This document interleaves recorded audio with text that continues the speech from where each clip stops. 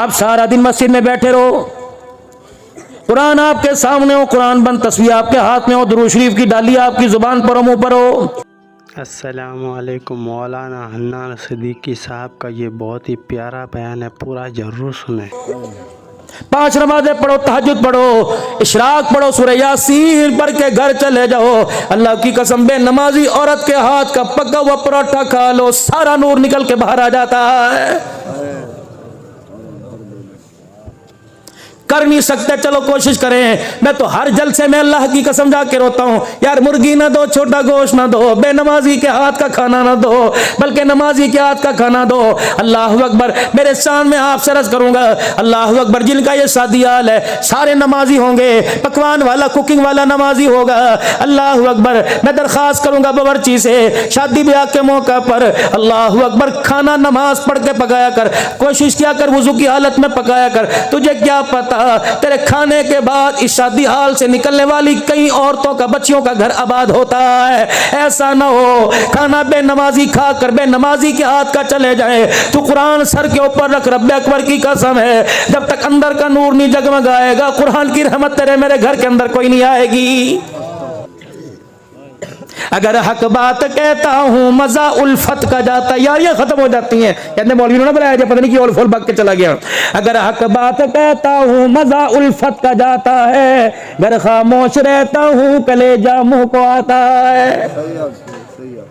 وہی بچہ قاری صاحب کیا نام مدرسے کا؟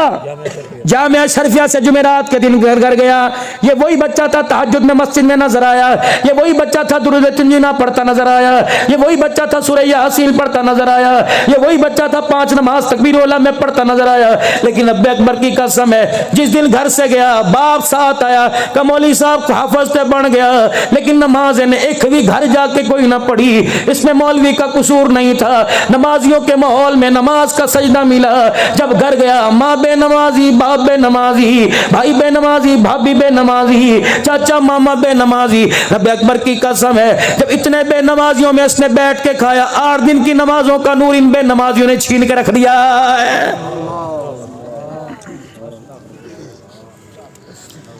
کبھی ہم نے بھی بزرگوں کھایا ہے، آپ نے تو جب کھایا ہوگا، ہماری تو اتنی عمر نہیں، بڑی جدید چیزیں آ گئی تھی۔ سالن نہ پکا دودھ سے روٹی کھا لی، لسی چٹنی سے روٹی کھا لی، گھی پر مکھن کا پیڑا۔ کتنی بد نصیبی کی بات ہے، 10 بھینس رکھنے والے کو خود مکھن نصیب نہیں ہوتا،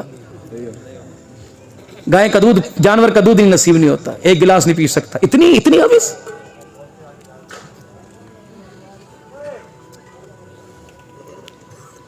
لسی کے اندر اللہ کی قسم و مزہ ہوا کرتا تھا۔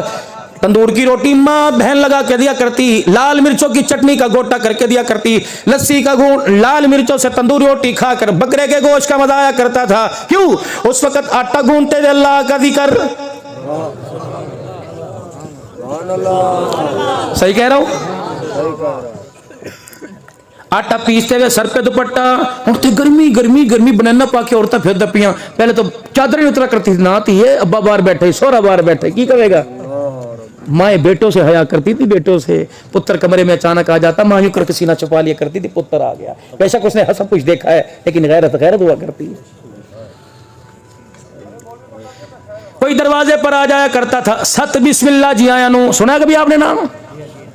بھاگ جاب گئے، خدا دے مہمان میرے گھر آ گئے، ڈیرے آباد تھے، گھر آباد تھے، بستروں کی کمی کوئی نہیں، چرپائیوں کی کمی کوئی نہیں، حکے کے کشوں کی کمی کوئی نہیں، دودھ کی کمی کوئی نہیں۔ اللہ اکبر۔ لوگ کیا کرتے تھے، خدا دی خیر ہوئے کردہ کیوں دودھ دے، لیکن قدر نصیبی کی بات ہے، نہ گھر کا دودھ رہا نہ مکھن رہا، اب تو گھر کا پتر بھی پتر کوئی نہیں رہا ہے۔ اگر یہ ویڈیو پسند آیا تو ویڈیو کو لائک اور چینل کو سبسکرائب ضرور کر دیجیے گا۔ جزاک اللہ خیر۔